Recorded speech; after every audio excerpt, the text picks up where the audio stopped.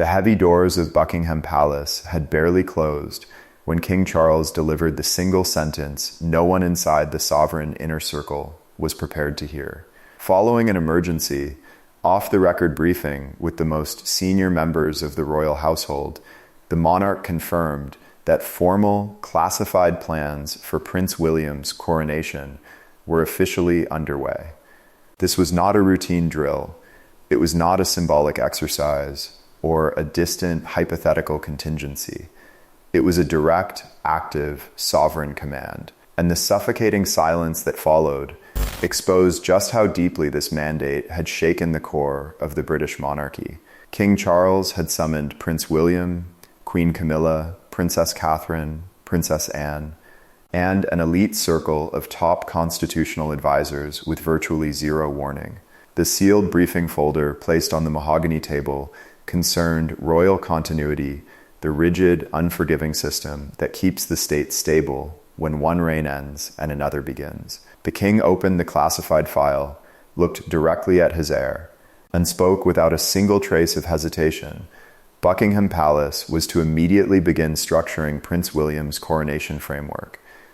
That directive meant shaping the ancient ceremony, setting a strict constitutional timetable, auditing security protocols, and preparing the Prince of Wales for the exact second he becomes sovereign. The future had arrived, and the process was active. Prince William sat completely motionless. The future king understood the devastating reality behind the directive. Coronation plans can only be executed upon the death of his father. That cold truth struck harder than the announcement itself.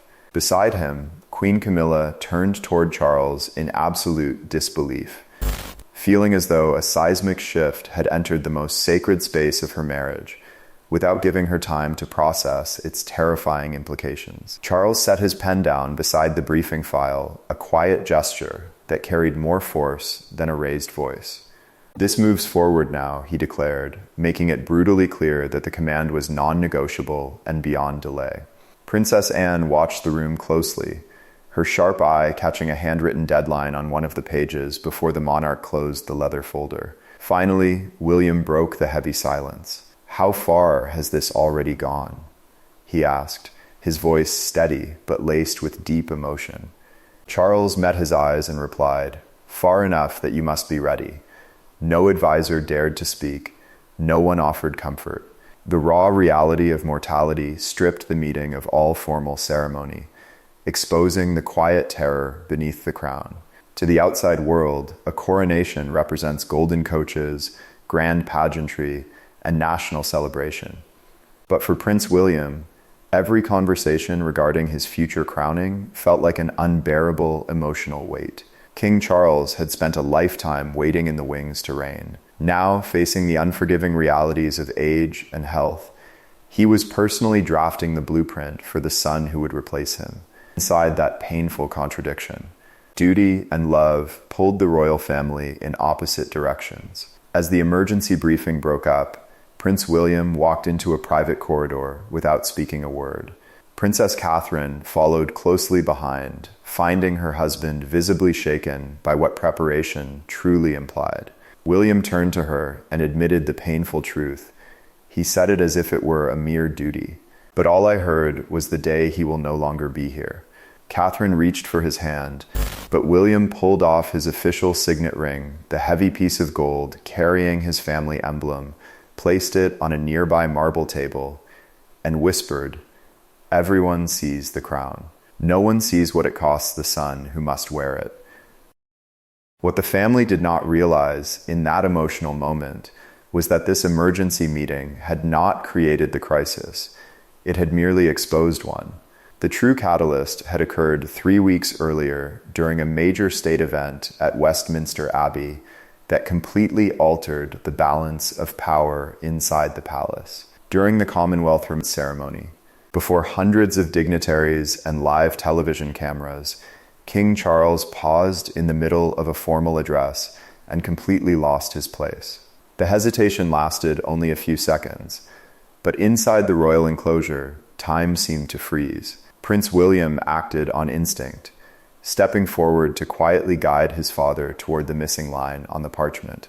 The prince intended to protect the sovereign, but King Charles experienced it as a public humiliation. "I did not need rescuing."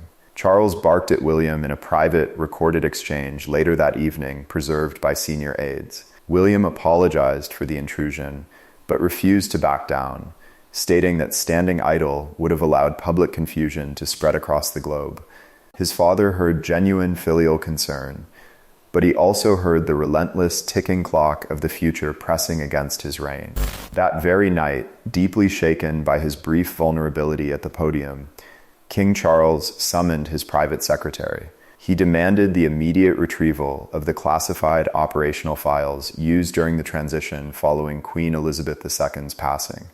Deep inside his private study, pressing his fingers against his eyes in exhaustion, the king officially ordered the update of Prince William's coronation framework under the highest level of palace secrecy. Queen Camilla overheard the final directive from outside the study door and immediately confronted her husband.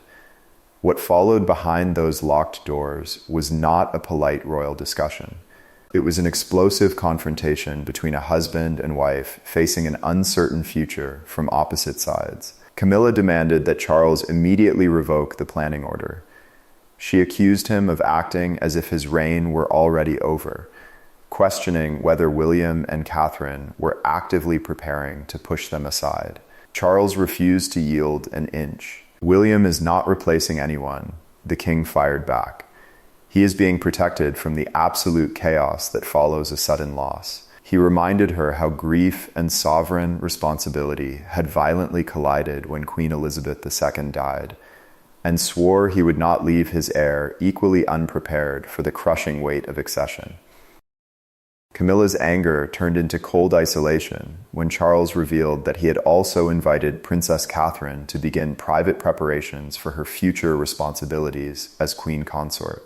To Camilla, every redirected folder and every private briefing represented a quiet declaration that the future had already moved past her. Recognizing the emotional storm consuming the household, King Charles executed a decisive move. He handed Princess Anne a handwritten instruction granting her total, unyielding administrative authority over the transition preparations. Princess Anne did not ask for the burden, but once placed in her hands, she brought ruthless discipline to the operation. She was not there to comfort William or indulge Camilla's fears. She was there to ensure the survival of the British monarchy above all else. When William met with his aunt, expressing his anger that these preparations made it look as though his father's reign was already fading, Anne did not soften her stance. She looked her nephew in the eye and reminded him that love for his father could never become an excuse for institutional unreadiness. To drive the point home, Anne opened a restricted vault file and placed a handwritten document in front of the prince. It was a private directive written years earlier by Queen Elizabeth II herself, explicitly instructing that the next heir must receive far greater structural and emotional preparation for accession than Charles had received. Reading his grandmother's unmistakable handwriting, William finally realized that the late queen had foreseen this exact burden years ago. Meanwhile, the operational shifts inside the palace continued to escalate. On future schedules and administrative rosters, decisions that once required Queen Camilla's sign-off were quietly redirected toward William and Catherine's team. Camilla discovered that a high-level coronation planning session had been scheduled at Windsor Castle with Catherine and Anne, while her own name was completely left off the attendee list. When she confronted Charles with the document, the king calmly confirmed the exclusion, explaining that the session pertained strictly to William's future reign, not his own. The distinction was brutal, marking the first official separation between the present court and the future court. Deeply troubled by the growing rift, Prince William took action to stop the momentum. He suspended the upcoming planning sessions and demanded a private, face-to-face meeting with his father, no private secretaries, no advisors, and no third parties present. When father and son sat down across from one another, the tension in the room was palpable. William spoke with complete candor, admitting that every briefing felt like a betrayal, as if he were being trained to step onto an empty throne while his father was still sitting on it. It was in that quiet moment that King Charles finally lowered his guard and revealed the human truth behind the decree. The monarch confessed that his greatest terror was not losing his crown, but leaving William to face the terrifying loneliness and sudden shock that hit him the exact second Queen Elizabeth II passed away. Accession demands immediate, flawless leadership at the precise moment a son is drowning in grief. Charles explained that the handwritten deadline on the file was not a prediction of his death or an abdication timetable. It was simply an administrative target to ensure William's training was complete. William instructed his communications team to ensure that every public release emphasized his father's active authority and the complete unity of the House of Windsor. When King Charles summoned the family back to the briefing room one final time, the atmosphere was completely transformed. The coronation file remained on the mahogany table, but it was no longer viewed as a source of terror or division. The king formally outlined the road ahead. He would continue carrying out every constitutional, state, and ceremonial duty required of the sovereign. Prince William would prepare directly beside him, not as a rival waiting in the shadows, but as a son learning the immense demands of the crown from the man who wears it. Queen Camilla accepted Catherine's expanding future role, recognizing that long-term continuity was an act of institutional survival rather than personal erasure. King Charles signed the revised continuity order and handed the leather folder directly to his heir. Prince William did not open it to look at the plans inside. Instead, he placed his hand over his father's on the binder and said, "We will review it together." The emergency had exposed deep fear, hidden wounds, and institutional friction. But in the end, the House of Windsor emerged stronger. The father retained his crown with dignity, the son accepted his duty with clarity, and together they secured the future of the British monarchy.